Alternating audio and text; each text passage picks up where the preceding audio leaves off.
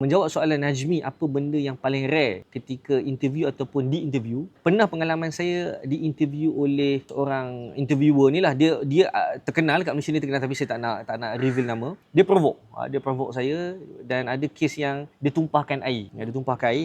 Dia ada letak air, dia tumpahkan air. Kenapa dia buat macam tu? Dia nak tengok reaction kita. Dia tumpahkan air, dia nak tengok reaction saya. Macam mana saya deal dengan situation yang unexpected. Adakah saya nak diam, duduk, ataupun saya tolong bersihkan tumpahan air tersebut.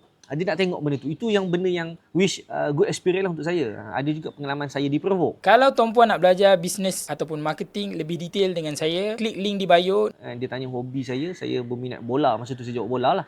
Dan dia provoke, kan, game bola ni adalah game yang bullshit, kan.